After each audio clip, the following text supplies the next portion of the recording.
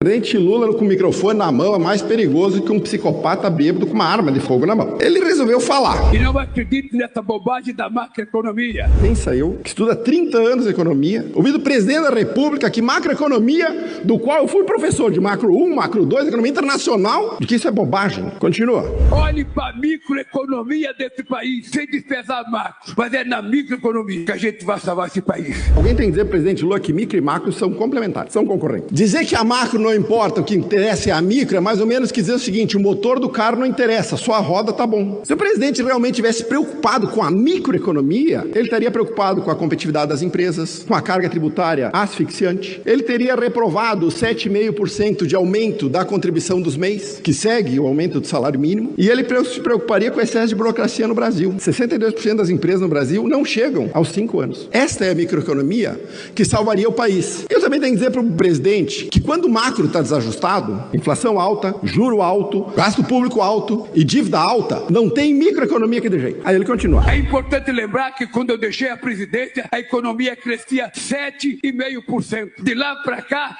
ela nunca mais cresceu acima de 3%. Precisou nós voltarmos para crescer acima de 3%, para mais emprego. O presidente Lula tem um lapso de memória que ele apaga da memória dele de 2011 a 2015. A Dilma não existiu para ele. Uma memória seletiva inacreditável, achando que nós vamos cair nesse papinho. Quando o Lula compara o governo de hoje, ou qualquer governo, com o estado da economia que ele deixou, é mais ou menos que nem o cozinheiro que toca fogo na cozinha, foge assustado, depois volta para culpar os bombeiros pela bagunça que ele encontrou. Esse 7,5% de crescimento do governo Lula é o chamado voo de galinha, provocado por subsídio, boom das commodities, crédito direcionado e gasto público descontrolado. O resultado a gente já sabe, a maior recessão da história do Brasil. Continua falando besteira, presidente Lula. O povo, quando pega R$1.000, ele não vai comprar dólar, ele não vai depositar no banco, ele vai comprar o que comer, vai comprar o que vestir, vai comprar o que calçar, ele vai melhorar a vida da tua família, o dinheiro começa a circular, o comércio cresce, o comércio compra, a indústria produz mais, gera mais emprego, mais comércio, mais salário. Essa é uma visão infantilizada da economia. É uma visão que novamente despreza completamente o lado da oferta da economia. E é uma visão que, se tu levar no limite, a única coisa que eu tenho que fazer para um país crescer é tirar o dinheiro de todo mundo e dar pro pobre. Tira o dinheiro do empresário, tira o dinheiro da poupança, distribui para os pobres e a economia anda. Uma economia e uma renda só crescem efetivamente quando a oferta e a produtividade aumentam. Se isso não acontecer, você pode dar dinheiro quanto você quiser através de política distributiva. No final do processo, todos estaremos pobres. Que provavelmente, já disse, é a meta principal do governo Lula. Quanto mais pobre for a economia, quanto mais dependente do Estado for, maior é a chance dele conseguir se reeleger. Continua falando besteira. Eu quero pouco dinheiro na mão de muitos e não muito dinheiro na mão de poucos.